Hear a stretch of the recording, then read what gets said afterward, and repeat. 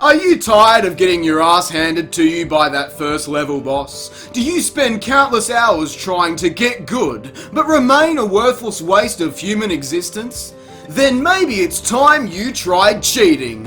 Hi, I'm some arsehole who broke into your house, and I can see you're having trouble getting past this difficult section in your video game. What are you talking about? I'm not even past the title screen yet. Perfect! I've got just the thing for your problem. All you need to do is press this combination of buttons like so. Why? I haven't even started the game. Because if you don't, I'll gut you and wear your skin, that's why.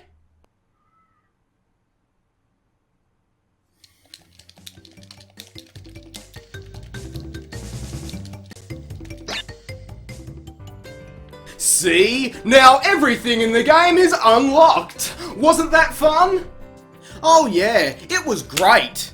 I'm so glad you agree. That'll be $10, please. $10? For what? This cheat book. It has all the latest cheat codes and hacks to turn your raging gaming frown upside down. Would you prefer PayPal or cash?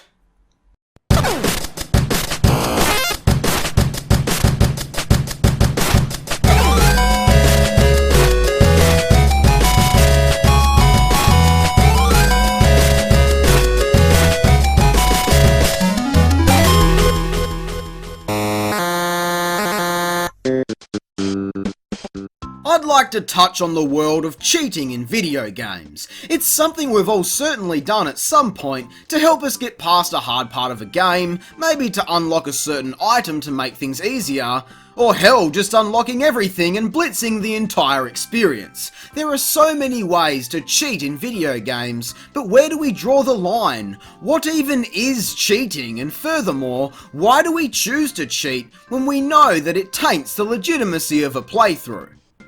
That's what I'm here to try and figure out today, and hopefully create some discussion on the topic of cheating. So what better place to start this discussion than by taking a look at the original form of cheating, cheat codes.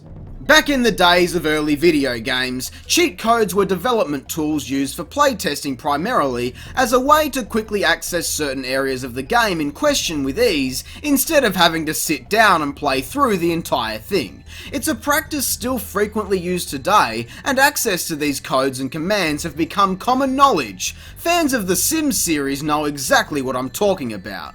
Yeah, taking a look at a PC game finally. I used to play The Sims 2 so much when I was younger, when I got my first real computer.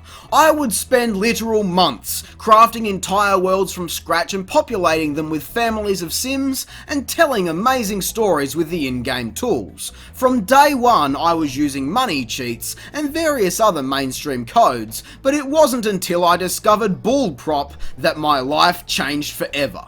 Typing bullprop testing cheats enabled true into the cheat command unlocked all testing features used by developers, allowing players to summon various NPCs, adjust attributes, and even spawn important or hidden items into the game that allow for even further control over the experience. And don't even get me started on advanced cheat codes for building purposes. Things like constrained floor elevation. This was the motherlode, pun most certainly intended, of Sims 2 building cheats, allowing players to construct ridiculously advanced builds beyond anyone's wildest dreams. Of course, access to such control over the game can lead to issues if not used wisely.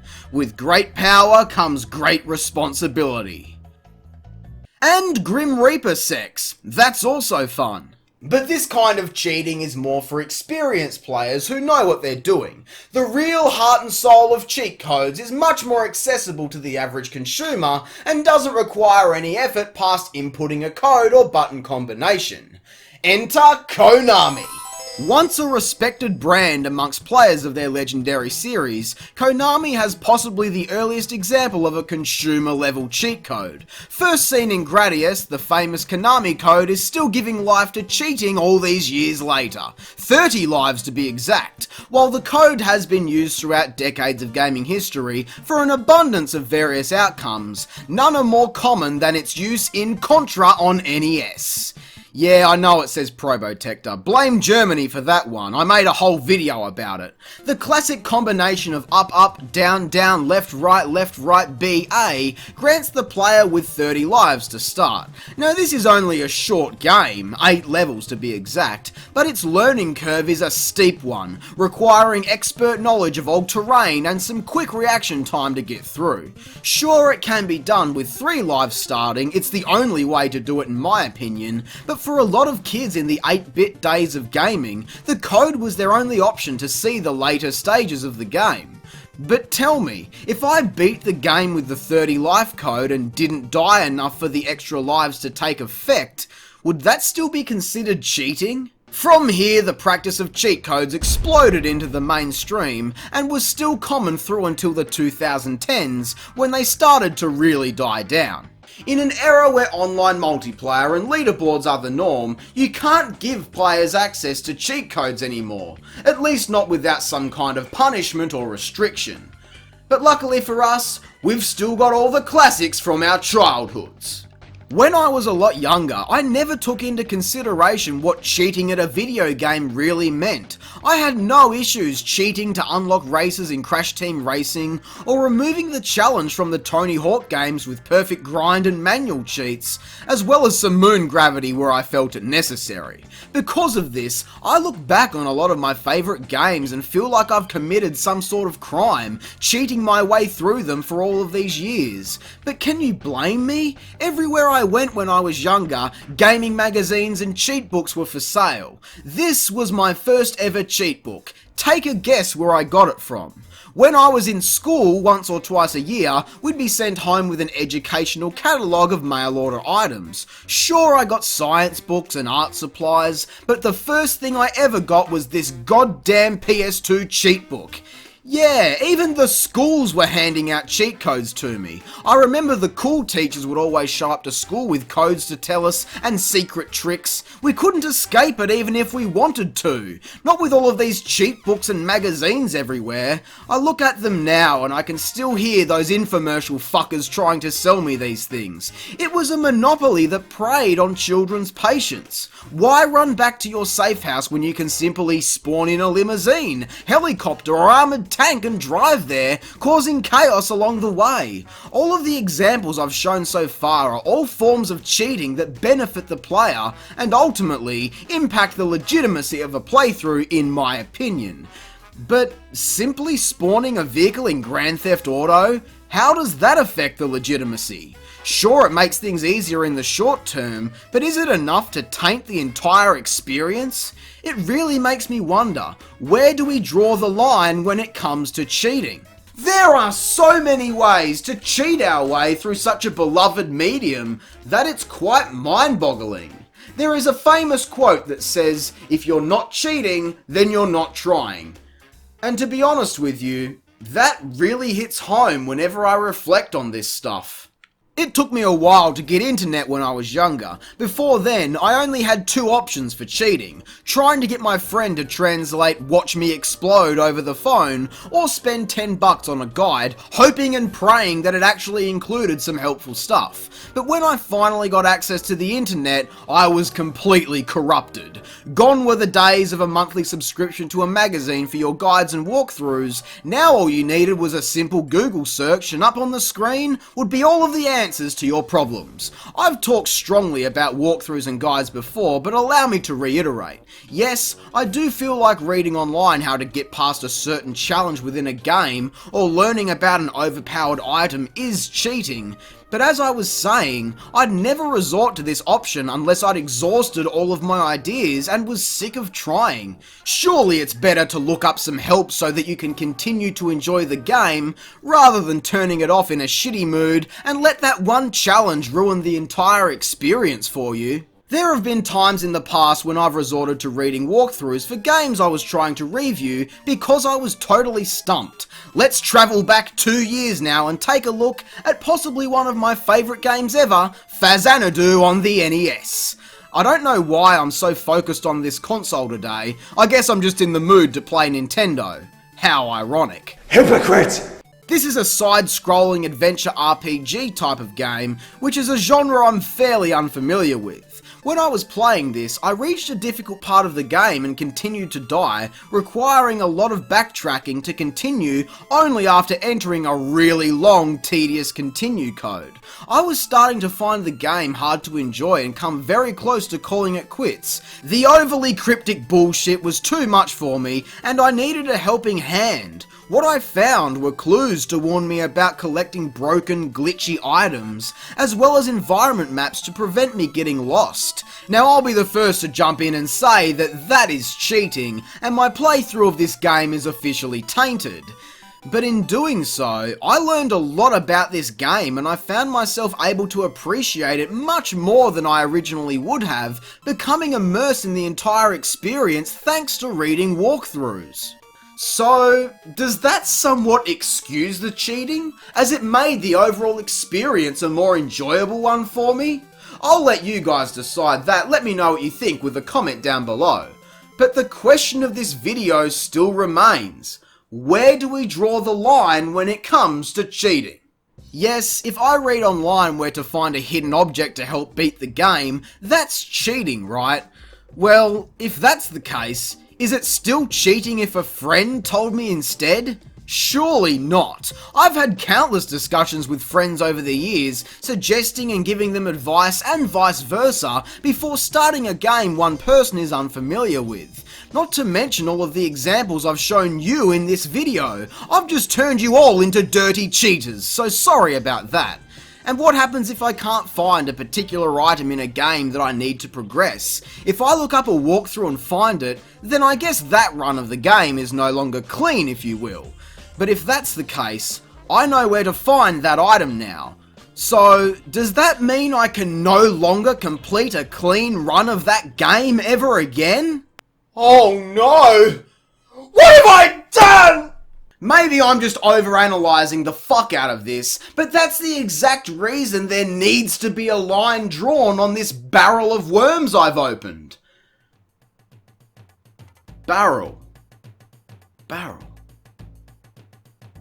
Donkey Kong Country! I've spent countless nights marathoning this game with my cousins over the years, that I think we've discovered just about everything to find in this game. I remember we were fucking around one time in Minecart Carnage and for whatever reason missed the launch barrel at the start and accidentally found a hidden level skip. It blew our fucking minds to say the least, not to mention right after this, completely skipping the stop and go station with this easy trick.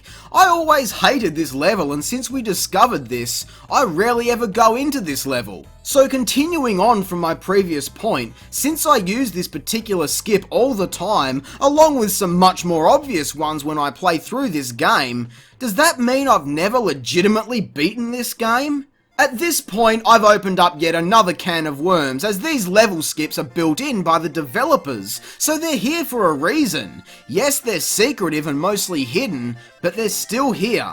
I used to say that if it's in the game, it's not cheating, whenever I'd pwn noobs on Call of Duty and they'd cry over their headsets at me, but in the case of level skips, what are the rules? Let's take a look at another example, Battletoads. Let's say I beat this game, right? As if that'll ever fucking happen, this game is harder than my dick on a lonely night.